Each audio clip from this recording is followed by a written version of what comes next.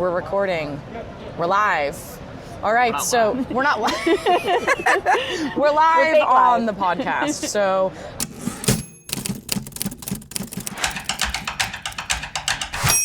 Monotype.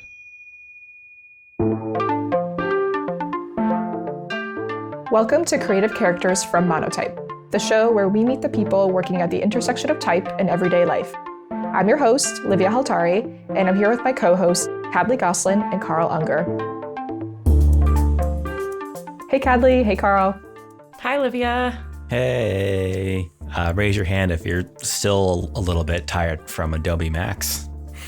You can't see me, whoever's listening, but I'm definitely raising my hand. There's 3 hands up, yeah. Which is funny because we're here today to do our annual episode about Adobe MAX. Adobe MAX is Adobe's annual conference about creativity and design. It's a 3-day conference that is usually in LA. Last year was in Miami. This year was back in LA. Monotype's been lucky enough to have a booth at MAX for the past many, many years.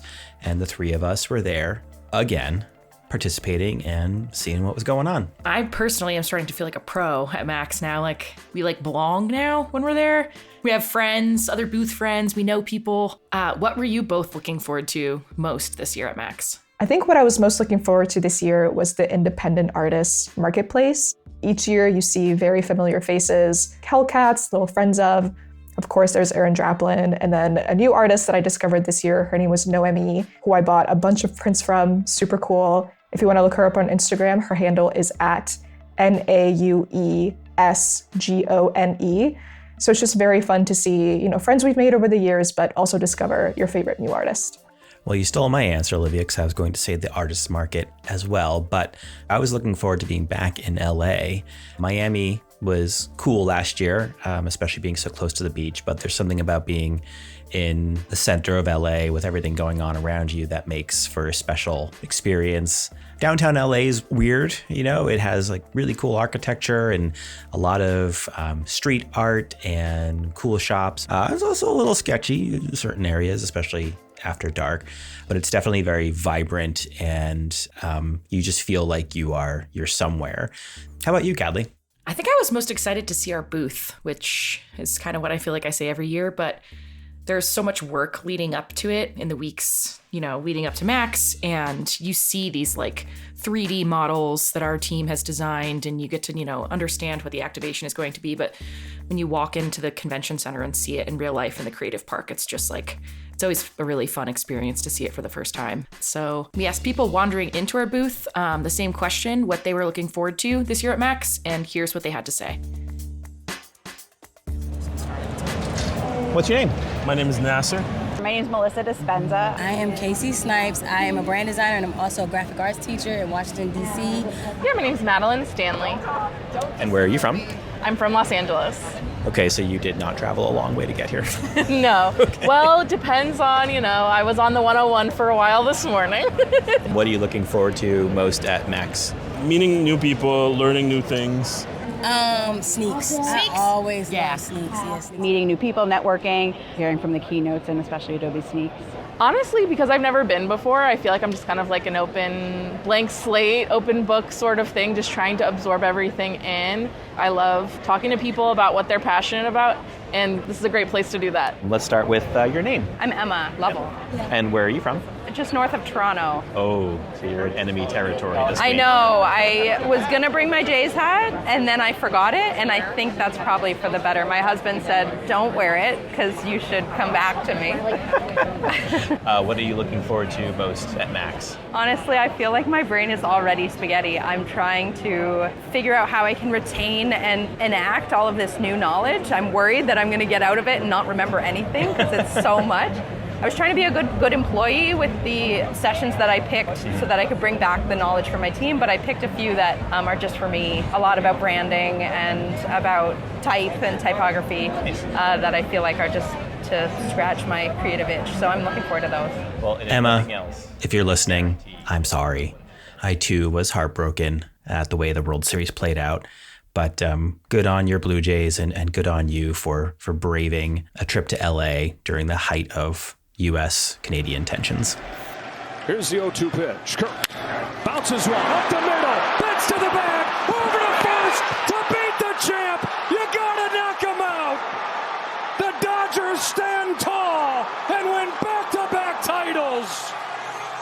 there's always next year. Now that that's out of the way, a question for you guys. What was your favorite experience at Adobe MAX? My favorite experience at MAX this year were the 2 sessions that I attended that I kind of snuck into.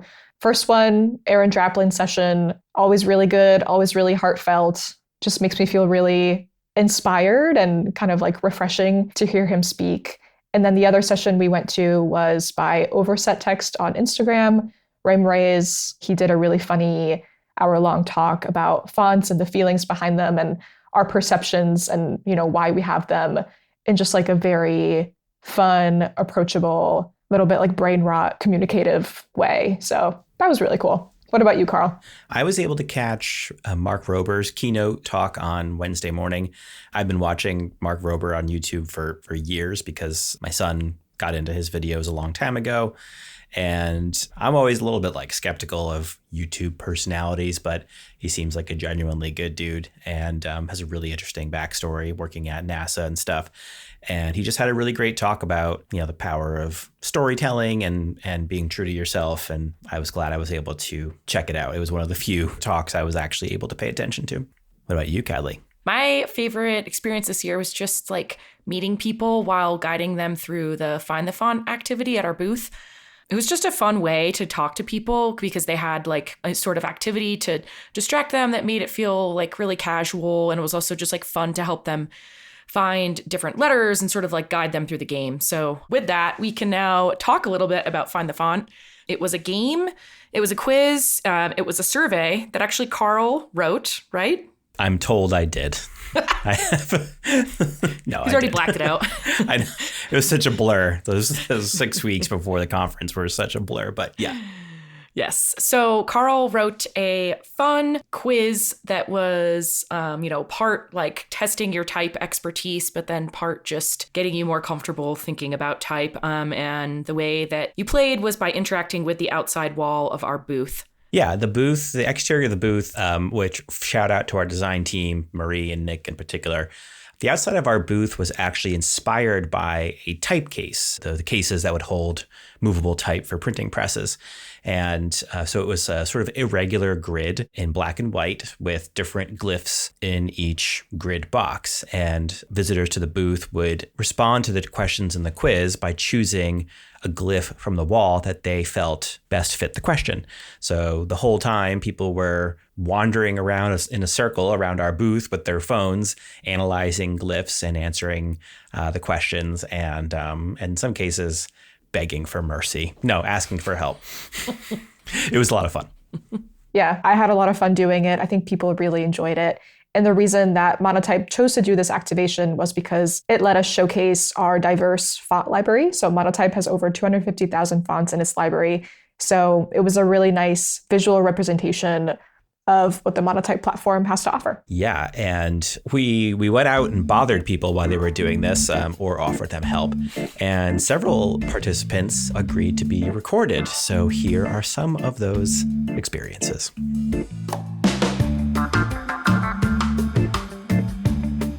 Tell us your name and what do you do? My name is Nasser. I'm a graphic designer for JP Morgan. My name is David Daniele. I'm a graphic designer, photographer, and many other things. Hi, my name is Hannah. I'm a graphic designer, currently student at Otis College of Art and Design. I'm curious, what inspired this year's theme? Well, the branding is inspired by, we call it kind of like our living brand. So have you ever seen a type drawer with all the little letters? For letterpress, yeah, right? Yeah, exactly. So that's kind of what inspired the visual identity.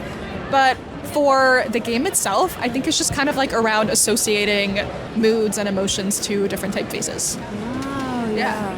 How do you even navigate this? I know.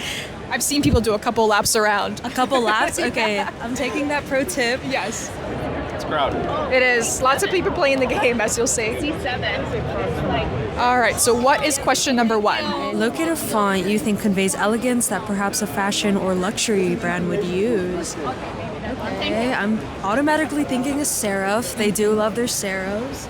Number 2. Okay, what's number 2? Find Helvetica or the font. Oh my God, this is the hardest one. I apologize. Let's take a walk. Do you think you would know Helvetica if you saw it? I'd come close. Well, let's go see if we can find a Helvetica. How can you tell when something is Helvetica or isn't? something about the edges for me. Anything standing out to you? F05 stood out to me. Is it F05? Yes. F05. Yeah, good guess. Do you think you spotted the difference from Helvetica and like something else? It was very hard. Okay. Yeah, it stumped me.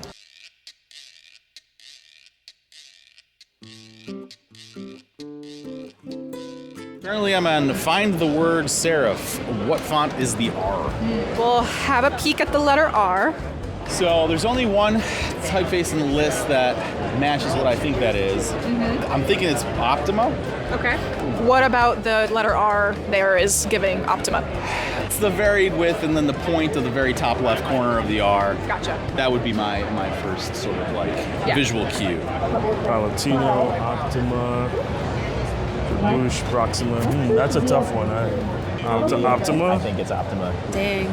You think like being a designer for like 4 years, I'd know these? I really don't. Yeah, when you're limited to just one letter, it's really, really hard. Tell us which font you think a punk band would use. When you hear punk band, what do you think? Something grungy? Something grungy, something a little aggressive. Yes. What are you looking out for this question? Definitely a lot of texture, something bold, rugged. Find the word sync. What font is the Y? Great question. It's got a lot of contrast. Yeah. Serif. Georgia? It's a serif, but I don't know. Is it Georgia, Bodoni? I would say Bodoni. Find a font that you think would look best on a spaceship or in a sci-fi movie. Did you know that there's one font that appears in sci-fi movies more than any other? Oh. Eurostyle? Do you know Eurostyle? Eurostyle, right, Yes. yeah. I was about to say Papyrus for Avatar. Do you remember the Avatar logo? Yeah, it was tribal yet futuristic. Papyrus! I think that was peak comedy for type nerds, was that sketch. What are you looking out for this one? Something like AO4 and AO1 where there's those different like layers almost. It feels like a different language. Yeah. Ooh. B15 right away. Oh, absolutely. What about that one stood out to you? How unlegible it is. Yeah. Very geometric too at the same time. I also like how stretched it is. It looked good on a spaceship. Which font would you send to a job interview on your behalf? You don't have to pick a glyph off the wall, but if you were to choose a font, what sort of qualities would you want it to have so that it represented you well in a job interview? I actually like this one, D18. Okay. What do you like about it? I like sort of the elegance of it, but at the same time, it has a sense of authority. I'm just gonna put Old English. For some reason, I was always drawn to Old English. Yeah. What does Old English look like, if you can try to describe it? It's very gothic, so it has like sharp edges. There's a lot of like beautiful line work. GT Pressure is one of my favorite fonts, and I use it for any chance I can get because it's a very clean, humanist-looking sans serif that has a lot of the properties of just like an overall like juggernaut of all the types of different weights and whatnot that you can use. It's kind of a Swiss Army knife of sans serifs, in my opinion. I love that. So you'd send that one in your place to a job interview? That's me, yeah. I'm probably in the older demographic of the people that are here based on what I see. So I wanted something that was like classic, been around for a while, like a workhorse font, but still classy and can be fun, but just not too crazy. I actually can choose a font straight away, and I'd probably say I'd choose Cooper Black. Ah. It's a bit quirky, and it's kind of a little bit round as well. You're not round, Graham. It's just a bit playful, and yes, it's kind of it's friendly, which I hope that I am. Yes. And it's very popular, and I'd like to think I was popular. That may not be true. Yeah. No, you are popular, and I'm not saying that just because you're my manager. Which of these is it? What? Interrobang. Do you know what interrobang is? What is an interrobang? It's a question mark and exclamation point together. That's how I feel most times, honestly. A question mark and excited. And how frequently is it used? Not frequently enough, if you ask me. Which of these is an interrobang? Oh, come on. I'm standing right in front of it. That was pure luck. So easy. It was. Pure luck. Hell yeah. Interrobang. Claim your reward. Oh, did that mean I win? Or Yeah. no? Oh, shit, I won! Well, everybody gets the reward. Thanks for playing with us. Yeah, thanks so much for having me. How do you think you did? I think I did well enough to be dangerous. Okay. You have a dangerous amount of knowledge, it sounds like. Sweet. Yeah. Well, thanks for chatting with us. Yeah, of course. Super nice to meet you. Yeah, thank you so much. The last voice we heard was David Daniele. David, if you're listening, I think you probably did much better on that quiz than I did. And I still think you have a scary amount of typography knowledge. So please use it for good and not for evil. I think if David truly has a dangerous amount of font knowledge, it makes me kind of wonder, like, what would a secret agent whose primary skill set was typography, what would they do? Would they like go around and like typeset books? Almost not quite right. Oh, behave. So my favorite question in the quiz was we asked, what font would you send to a job interview on your behalf? It sort of forced you to think about the characteristics you want to convey in that setting and then choose a font that reflected those characteristics. So I'll put it to you guys. Which font would you send to a job interview in your place? Kadley. This is such high pressure. I thought about this a little earlier. I think this is such an embarrassing answer, but I would say Courier New. Is your dream job like as a serial killer or something? No, stenographer.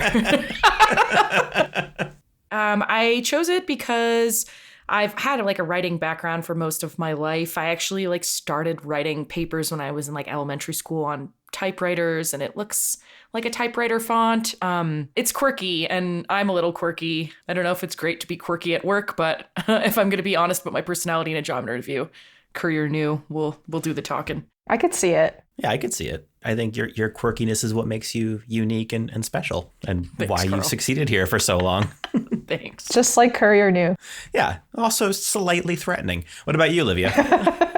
My answer isn't as personal as Kadley's. I was doing some scrolling on my font list, as one does right before this, and I think I would choose Archer by Heffler & Co. I just think it's really pleasant. It feels like very reliable, just the right amount of personality that you want to show at a job interview without kind of going overboard. What about you, Carl? I would probably choose Cobble, one of my all-time favorite fonts. It comes from that same era of Bauhaus-inspired design as Futura, but in my opinion, it has a little bit more personality than Futura. There's more details, more corners, and there's just more unexpected things hidden in the design. It's sort of sophisticated, which I try to be, this recording notwithstanding, and maybe even a little bit aloof, which maybe not the best characteristic to put forth in a job interview, but again, I'd rather people know what they're getting into with me. So, this was, I think, the most interesting question in the quiz because there were so many different answers. I think that the most common answer was Helvetica, but it only accounted for 2% of the answers in the quiz. So people were really putting some thought and time into this one and choosing fonts that reflected their personality. So they took it personally. For all of that range of responses, I think something like 60% of the responses still fell into that sort of modern sans serif category. So there was a lot of, herding around that style. But within that, there were tons and tons of different answers. And I think serif fonts came in second with maybe 25%. So people were clearly going for sophistication, reliability, sturdiness, but choosing to portray that in two generally different ways.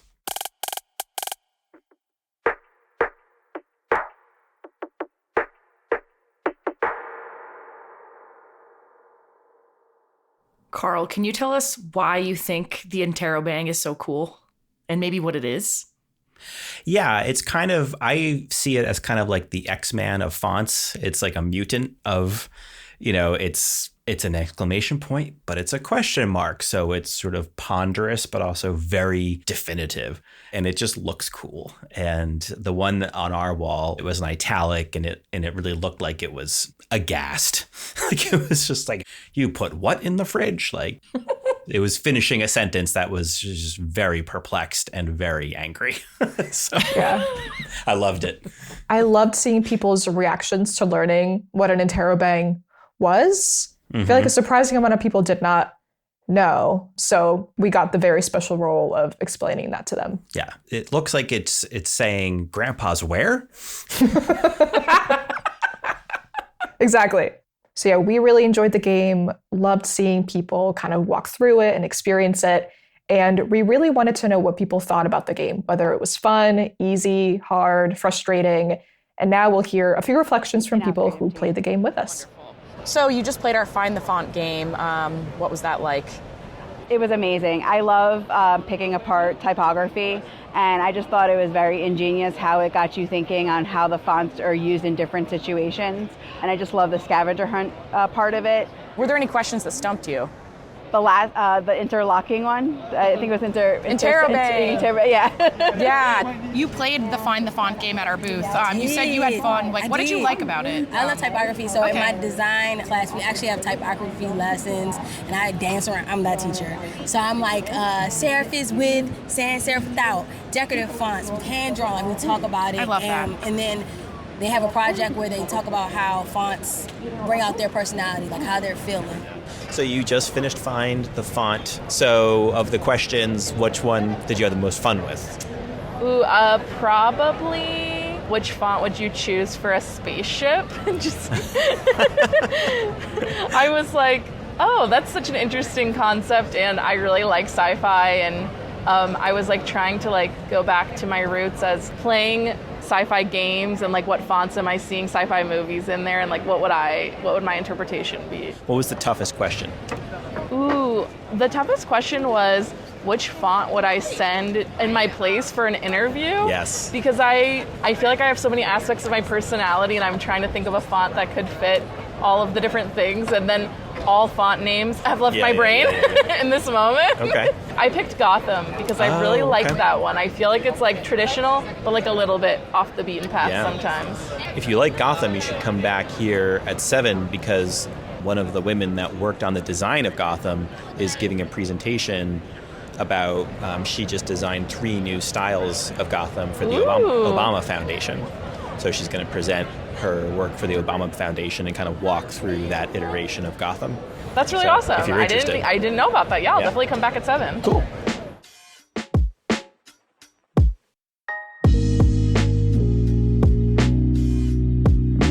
Sara did indeed give a talk about Gotham on Tuesday night. Tuesday night is traditionally the welcome reception at Adobe MAX, where everyone's invited / herded into the creative park to check out all the booths and enjoy some free food.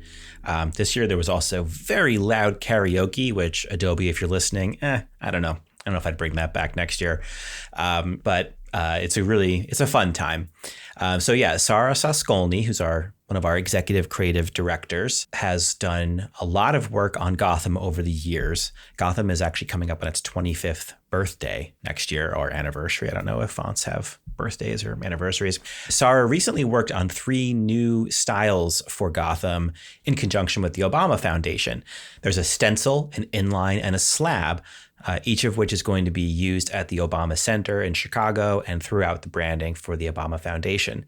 So Sara gave a really short talk in our booth about the evolution of Gotham and the work that she did on these new styles. And it was just really cool to see how a typeface can take on a life of its own and simultaneously mean so much to people and be so tied to a specific moment in time and still evolve and grow and change. And it was just really cool to see her up there talking about it because she's a brilliant type designer who deserves all the recognition she can get. What did you guys think of her talk?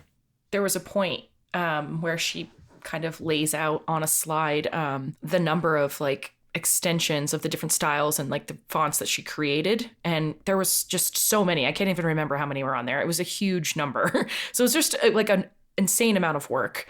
And I also thought that the talk was just really engaging and really interesting. And we've sort of heard variations of it internally, but an audience grew throughout like the 20 minutes or so that she was speaking. Like people trickled in and I turned around and there was like a circle of people around the booth kind of listening. So and that was competing with karaoke, like you said. So great job, Sara. That's how you know it's good. Yeah. I also loved hearing about what all the different variations are meant to personify. So all the different characteristics and what they kind of bring to the table about the voice that the Obama Foundation wants to embody. So like the Gotham inline is like used in sports-related communications, very vibrant. The slab is a nod to kind of like historical Americana. The stencil is just a contemporary take on the stencil aesthetic. So just hearing the background and the thought process behind all the different design choices and where they're meant to be used was just super, super interesting. It was really cool. And I actually caught up with Sara maybe on Thursday of the conference, and we talked a bit more about Gotham and her reflections on this year's MAX. I'm here with Sara Soskolne from Monotype. Sara, how are you feeling after we're halfway through MAX as we stand here? It's, it's a little overwhelming. It's a lot, but so many nice people to talk to. Everybody's got their own interesting story and relationship with type. So yeah. It's really fun to just hang out and talk. I saw you just talking with someone who was really excited to meet a type designer. What's that like when someone comes up and they are at the beginning of that journey and you get to talk to them a little bit? I want to be like, run, stop while you can. No, I'm kidding. But I mean, it was a little bit like, you know what, I actually had that conversation with her. I was like, you know what, I started out as a type designer doing very much what you're looking to do. Because she's a graphic design student and she is just for now, interested in learning how to create her own, typefaces for little brand exercises, that kind of thing. So she was basically saying, I'm not looking for a professional program, but I was like, you know what, that's the slippery slope to maybe wanting a professional program, you never know. So that's always thrilling for me, and especially when it's a woman, because we need more women, always. So last night you talked a bit about some of the work you did on Gotham recently. Mm-hmm. So what was it like revisiting that typeface after it's 25 years next year since it was released, right? Right, yes, which I wasn't even a twinkle in Gotham's eye at that point. Sure. I got involved with expansions to the family about 5 years later. But I had no idea how many expansions you had worked on until I saw that slide you showed where it was like at least 30, right? It's quite a bit. I mean, that slide makes it look like the Greek and the Cyrillic are sort of separate versions, which to be fair, they're not really, but they are because they're separate alphabets. Yeah. So it was a lot. It was a lot of years of Gotham in my life, in my history. So this was such a. What's the best way to put this? All of my previous sort of interventions, expansions, interactions with Gotham have been very rigorous and very long-term because Gotham has grown into such a big family. It's kind of a daunting thing to start digging into. This project for the Obama Foundation with Manual Creative was the opposite of that. It was getting to do something really, really fun on basically a single style, or do 3 really fun decorative takes on a single style. So it was an amazing departure from my previous work with Gotham in the past. And just for our listeners who may not know, we had recently developed a slab, stencil, and inline version of Gotham for the Obama Foundation that will be used at the Obama Presidential Library for wayfinding and promotional materials, brochures, etc.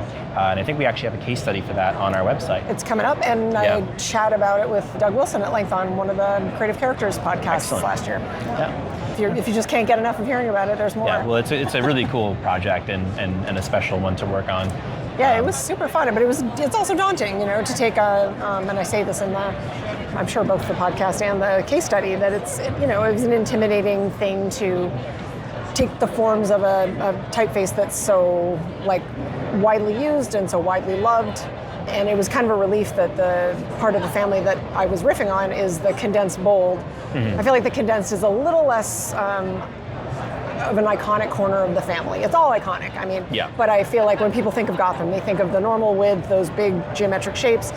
The condensed is more of a departure, so it was a little less intimidating to kind of go decorative and sort of graft things onto that. Yeah, but even more of an opportunity than go and have some fun. Yes, because you're a little less shackled by the legacy and the iconic nature of it. Exactly. So what are you looking forward to for the rest of the time we're here? Any LA plans, any Max things you're looking forward to? I'm kind of curious about this Max Bash situation. I feel like when I was here a couple of years ago, I did not check it out because I'm a little like crowd averse. Yeah. But I feel like I might brave it tonight. It's kind of like a fever dream wrapped in an enigma with a lot of cupcakes. So what could be bad about that? It's worth doing once at least. So I feel like I have to have that experience. Okay, we'll have fun if you do. Thanks for chatting with us. Absolutely. Thanks for asking. So we're all jaded Adobe MAX veterans at this point, and as such, we opted out of the Max Bash. But Livia, you did something interesting. You went to I'm just going to paraphrase your words, a clown comedy show, but it also was emotional. Explain. It was beautiful. Her name is Julia Masley. Please look her up. She's insanely talented. She does this show all around the country, I think. You know, she comes out, she's dressed kind of like a fish in like the deep, dark ocean, and she has this light that's hanging off her head, and she goes around the audience and asks people their problems in this very like surreal, ethereal way. And then the entire show is completely improvised. And it's based off of each person's problem, but she somehow brings it all together in a way that felt like so emotional, so good. So I know I'm rambling, but I'm a convert, and I will convert you to clown comedy too. Looks like we'll do that next year, Carl. Yeah, Yes. maybe. If she's in town, add it to the itinerary. Kadley and I went out with another friend of ours to get ramen in Little Tokyo, and it was excellent. And then we had some amazing but like profoundly cumbersome ice cream. Please explain. Super messy. It was soft serve that was served in a fish-shaped cone, ice cream cone. The cone was kind of soft, Carl, right? Like, so it was just super drippy. It was going everywhere. Yeah, it looked like a massacre after we were done. There was just like ice cream splattered all over the sidewalk. But it was a good time. It was a good time. And it was what we needed after, at that point, 2 intense days of find the font guidance and crowds and talking and stuff like that. Yeah, it was like when your parents take you out for like, I don't know, fast food and ice cream kind of like night, sort of like we took ourselves out for that. Yeah. Comfort. Yeah. I feel like the subtitle of this episode of our Max experience could be "The Introverts Go to a Conference." So true. So true. But one person that we know and that we love here at Creative Characters who is not an introvert is our friend Bill Connolly. And Bill Connolly is going to bring us home with an interview with John Roshell, who's the design director at Comicraft, a foundry partner of ours, and someone that has actually done some cool stuff at Max with us in the past. All right, so we're here. We're here with John. He's one of our awesome foundry partners. We're big fans of all of his work. You may recognize him from the Foundry Stories series. But what brings you to Max this year, John? Just getting inspired. Yeah, getting hooked up with you guys in person is always fun. And yeah, just get ideas and go to panels. And I'm going to try to learn some animation this year. Oh, that's my goal. interesting. Is to learn how to put some fonts in After Effects and maybe do some animations. Okay, that's really interesting. We don't always see a lot of foundry partners here. So I'm always curious about what the type community is kind of looking at within Adobe. Hey, you're a hot commodity here. People will want to pick your brain. Yeah, you gotta find out what the people want. Yeah, that's it. I like what are people. What are the trends? What are people into? What do they want to use? Gives me ideas for what to make next. And this is not your first Max. You partnered with us one year, I remember, and we're in the booth. So yeah, I did the presentation on making comic book looking art. And then, what's new in your world? But what are the things that you're thinking about working on just in your type world? I'm trying to just stay on top of work. My wife and I just moved. We bought a 100-year-old craftsman house that needs a lot of work. So I haven't really done any official work for about a month because I've been plumbing and painting and building kitchen cabinets. So what are up in Santa Barbara area still? So what are the similarities between restoring a 100-year-old craftsman house and designing a typeface? Let's see. I guess just getting something that's kind of usable on a base level, just so you can function, like, typing out an alphabet, like having a hot shower, being able to like microwave a meal, and then hopefully the next step, now that things are starting to calm down, is like fine-tuning and making things exactly how I want them to be, so that we can just live in it and relax and use it and not think about it. So yeah, I guess there's a lot of similarities. We're gonna have to redo the Foundry stories now in the new house. After it will be a new destination. That's true, yeah.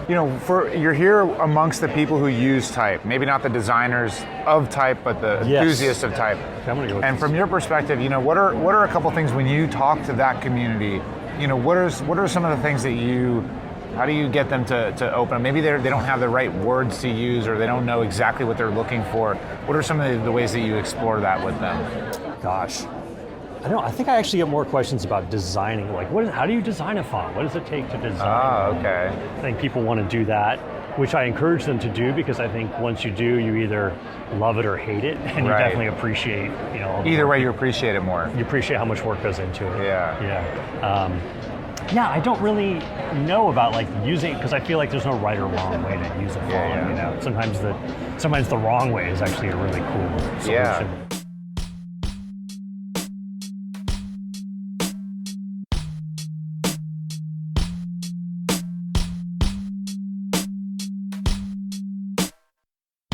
John has, I think, 2 type foundries, Swell Type and Comicraft, and you might be able to tell by the name, his styles tend to sway in the comic book direction, so he designs fonts for comic books, and they're super cool, they're really fun. That's actually one of the trends that we identified in our Monotype type trends report a few years ago, so big, loud, fun type. Yeah, he's also just a really cool guy. I mean, I guess you would expect a type designer who designs fonts inspired by comic books to be pretty fun in person, and he is. He doesn't disappoint. One of the best things about Adobe MAX is getting to see the people that you work with and collaborate with year-round in person for just 3 days. And one of those people for us was Jess Goldsmith, founder of Women of Type, who we actually had on the Creative Characters podcast earlier this year in April. She did a live design workshop for us at the Monotype booth, super interactive, really great crowd, super fun. So huge shout out to Jess, and thanks so much for joining us. Completely agree, Livia. Like a lot of companies, we are very remote, so people work all over the place and we don't get to hang out in person very often. So Max brings together a big chunk of at least our immediate team in one place, and we get to have fun together.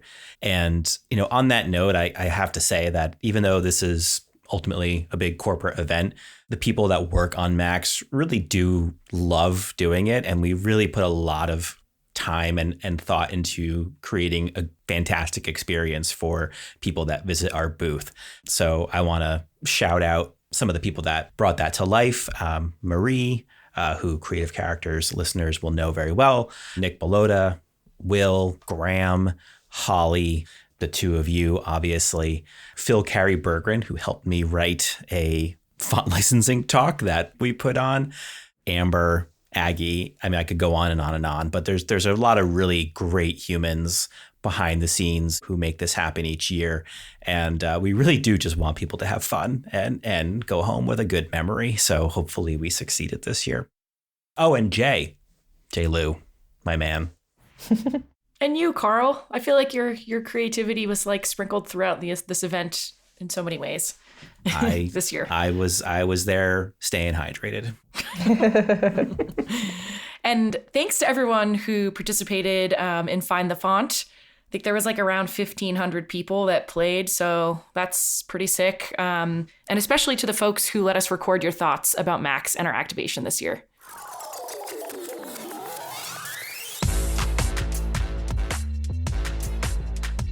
You guys ready to do this again next year? Not yet. Not yet. Give me a year. Back in Miami next year. Pack shorts. True, seriously.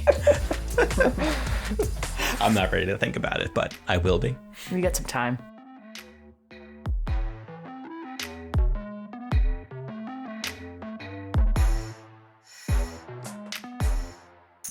Thanks for listening. If you've been enjoying our podcast, please rate us, subscribe to the show, and share us with a friend.